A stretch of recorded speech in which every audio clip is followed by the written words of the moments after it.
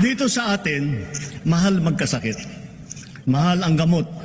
Kulang ang paggamutan. Walang doktor, lalo na sa mga liblib ng mga bayan. Kaya mula nang nagsimula ang administrasyon, ito ang tinutukan natin. Kasama ng edukasyon at pagsugpo sa kahirapan. Sa loob ng 3 taon, pinarami natin ang mga pampublikong ospital at specialty center. Nariyan na rin ang 53 bukas center sa 32 lalawigan sa bansa. May libreng check-up, x-ray, lab test at iba pa. Ito ay para sa agarang serbisyong outpatient na hindi na kailangan magpa-confine pa sa ospital. Asahan ninyo, marami pa ang ating bubuksan na bukas.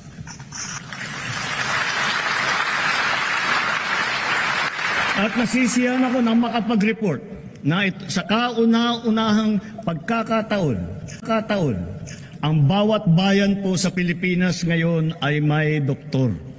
Mayroon ng magiging tagapag-alaga. Mayroon ng tagapag-alaga ng kalusugan ng mamamayan sa inyong lugar. Lahat po tayo ay miyembro ng PhilHealth. Pinataas at pinaganda na rin natin ang mga benepisyo, lalo na para sa mga karamdaman na laganap dito sa ating bansa.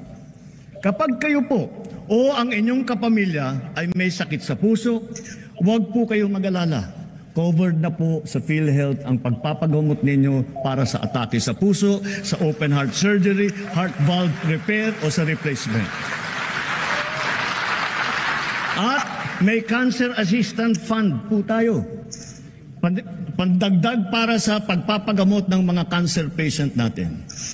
May pondo rin para sa bakuna laban sa human papillomavirus na nagiging sanhi ng maraming klase na cancer.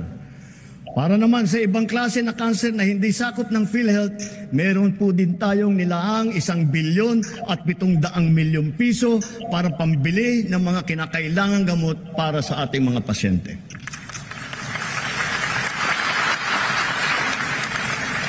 Sa mga nagdadialysis, ang mga session ninyo na 3 beses sa 1 linggo, libre na sa buong taon.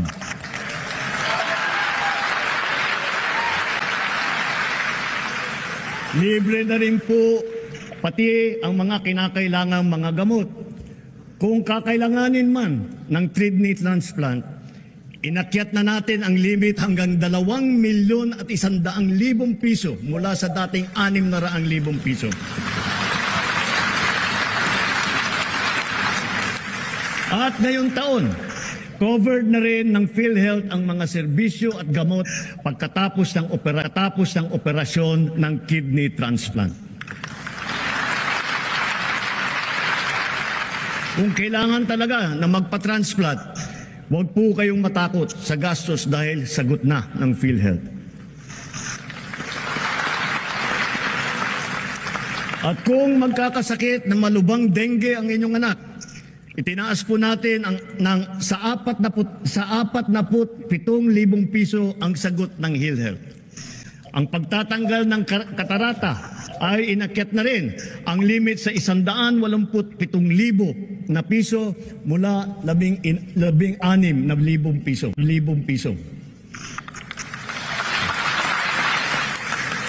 Pati ang mga sari-saring serbisyong outpatient kasama rin po ngayon ang PhilHealth. Kapag may kailangan kayong dalhin sa emergency, huwag po kayong mag-atubiling itakbo sa ospital. Covered na rin po yan ng PhilHealth. Kapag lumabo ang mata ng inyong anak at kailangan magpasukat ng grado, pati na rin ang pagpapagamot nila laban sa malnutrition, ito rin ay covered na rin ng PhilHealth.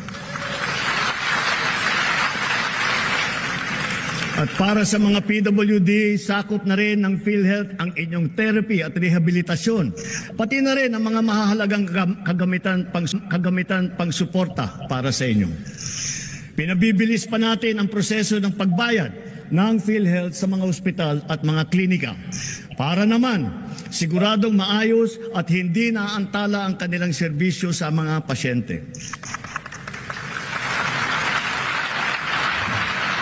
Maaasahan pa rin ng mga pasyente ang medical assistance program kung kulang ang pambayad sa ospital. Mula pumasok ang administrasyong ito, nakapaghatid ito ng tulong sa higit 11.5 milyong Pilipino. Higit sa lahat, padadaliin pa natin ang proseso ng medical assistance dahil ipapasok na po ito sa ating eGov app. Mga kababayan, asahan po ninyo, ginagawa natin lahat para matulungan kayo na magpapagaling at lumakas. Ngunit batid natin ang mga realidad sa mga ospital. Kanya-kanya ang bili ng medical supply. Kanya-kanyang lakad ng medical assistance para sa bill na hindi kayang bayaran. Kaya sa lahat ng aking binanggit na mga haligi na itaguyod na natin, ang bahaging sasagutin ng PhilHealth, ang sari-saring pondo na pamahalaan para sa medical assistance kagaya ng MAIP, PCSO at PAGCOR at ang karagdagang pondo na ibibigay pa natin sa mga DOH hospital, areglado na ang lahat sa ospital pa lang. Wala nang kailangan pang puntahan o lapitan pa. Ito po, itinuloy na po natin ang zero balance billing. Libre po.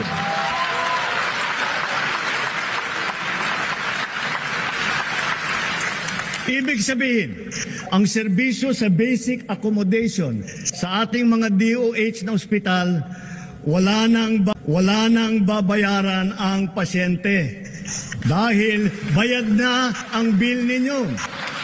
Uulitin ko, wala nang kailangan bayaran ng pasyente basta sa DOH ospital dahil bayad na po ang bill ninyo.